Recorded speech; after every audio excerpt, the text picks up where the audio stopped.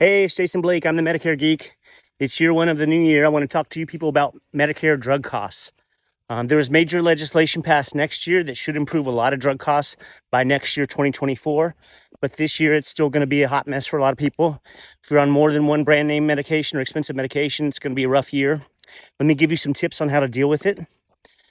So your first time you go to the pharmacy to pick up your drugs this year, it may be really expensive. That may be because your drug isn't covered, maybe because it's an expensive drug, maybe because you have a drug deductible you've got to get through at the beginning of the year, and then the cost will go down. So work with an agent to figure that out. Some of the other ways you can reduce drug costs, though, that are kind of like with or outside of insurance. There's a federal program called Extra Help with Prescription Drugs.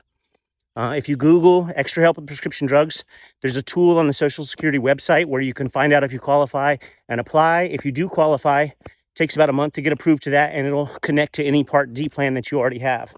It'll also keep you from having a late enrollment penalty if you didn't have drug coverage for a period.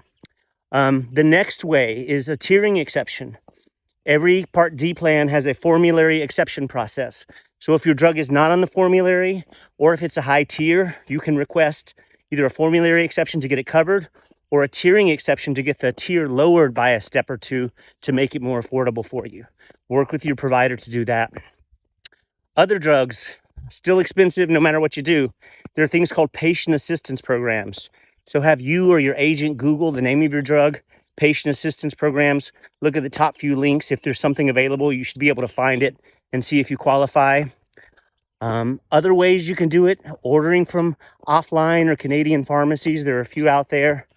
It's really not kosher for me to point you to specific ones, but if you need help, you can always reach out. You can check out Mark Cuban's pharmacy also.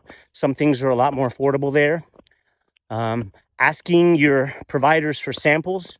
Some of these hot drugs, they get lots of samples of. If it's the end of the year, you fit the donut hole, you just need a month or two supply to get you over. That's one way. Off the cuff, these are the major ways to lower your drug costs with Part D on Medicare.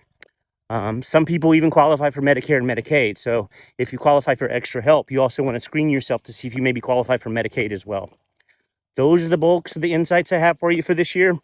If you have specific questions, either email me at jason@themedicaregeek.com or go to themedicaregeek.com, find a local agent and have them help you.